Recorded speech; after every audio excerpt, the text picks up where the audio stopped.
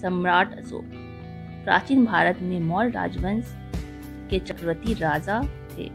उनका पूरा नाम अशोक मौर्य था और उनके निडर और दृढ़ता के लिए वह अशोक महान के नाम से पुकारे जाते हैं।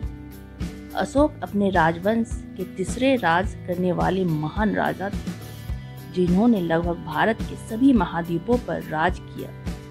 विश्व के कई देशों में भगवान बुद्ध के विचारों को लोगों तक पहुंचाने और बौद्ध धर्म का जोर शोर से प्रचार करने के कारण उनका नाम पूरे विश्व भर में प्रसिद्ध है। अशोक मौर्य वंश के सबसे प्रसिद्ध शासक थे। वह ऐसे पहले शासक थे जिन्होंने अभिलेखों द्वारा जनता तक अपने संदेश पहुंचाने की कोशिश की।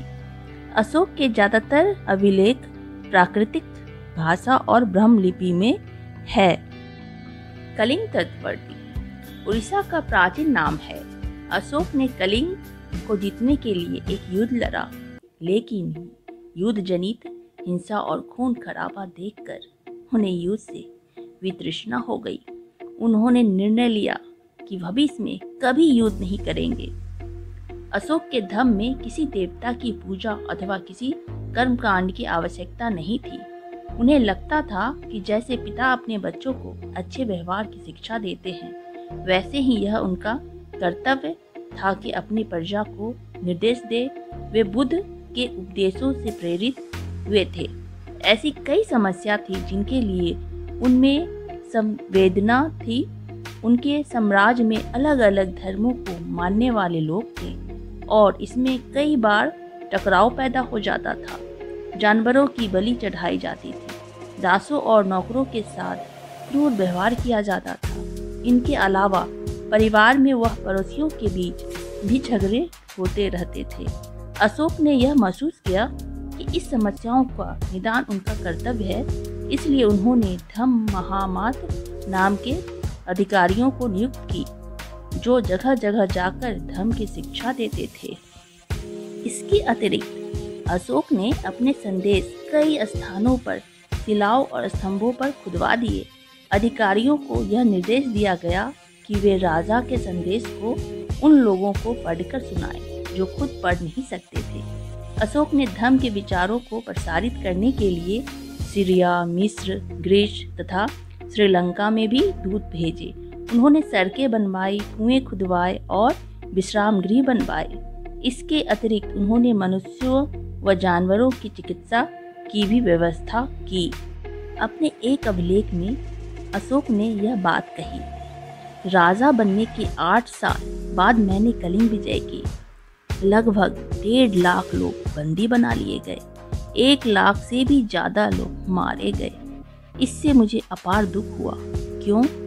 जब किसी स्वतंत्र देश को जीता जाता है तो लाखों लोग मारे जाते हैं और बहुत सारे बंदी बनाए जाते हैं।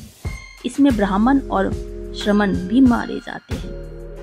जो लोग अपने सगे संबंधियों और मित्रों को बहुत प्यार करते हैं तथा दासों और मृतकों के प्रति दयावान होते हैं, वे भी युद्ध में या तो मारे जाते हैं या अपने प्रियजनों को खो देते हैं।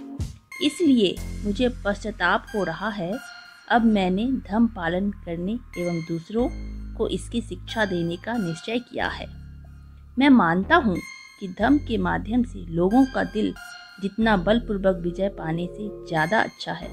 मैं यह अभिलेख भविष्य के लिए एक संदेश के रूप में इसलिए उत्कीर्ण कर रहा हूँ कि मेरे बाद मेरे बेटे और पोते भी युद्ध न करें। इसके बदले उन्हें यह सोचना चाहिए कि धर्म को कैसे बढ़ाया जाए। लोग विभिन्न अवसरों पर अनुष्ठान करते हैं। उदाहरण के लिए जब वे बीमार होते हैं, जब उनके बच्चों का विवाह होता है, बच्चों के जन्म पर और जब यात्रा शुरू करते हैं, तब वे तरह तरह के अनुष्ठान करते हैं। ये कर्मकांड किसी काम के नहीं।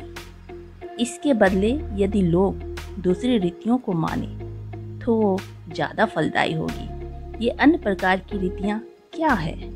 ये हैं अपने दासों और नौकरों के साथ अच्छा व्यवहार करना, बड़ों का आदर करना, सभी जीवों पर दया करना और ब्राह्मणों तथा श्रमणों को दान देना, अपने धर्म की प्रशंसा या दूसरों के धर्म की निंदा करना, दोनों ही बातें गलत हैं। हर किसी को दूसरे धर्म का आदर करना चाहिए। यदि कोई अपने धर्म की बड़ाई और दूसरों के धर्म की बुराई करता है तो वह वास्तव में अपने धर्म को ज़्यादा नुकसान पहुंचा रहा है। इसलिए हर किसी को दूसरे के धर्म के प्रमुख विश्वासों को समझने की कोशिश करते हुए उसका आदर करना चाहिए। भारत के प्रधानमंत्री पंडित जवाहरलाल नेहरू ने लिखा है, उनके धर्मादेश आज भी हमसे एक ऐसी भाषा में बात करते हैं जिन्हें हम समझ सकते हैं और जिनसे हम बहुत कुछ सीख सकते हैं।